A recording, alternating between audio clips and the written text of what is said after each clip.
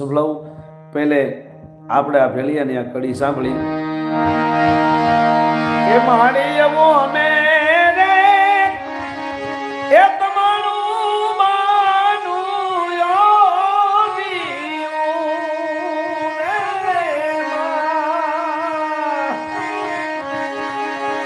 અને મારી હવે રાખીએ એ દીમાના કેરી જોન લાજુ રે આદ શક્તિ આવડમાં મારી એવો ભલે રે ઓઢો રે માતાજી ભેરીઓ મારી એવો અમે રે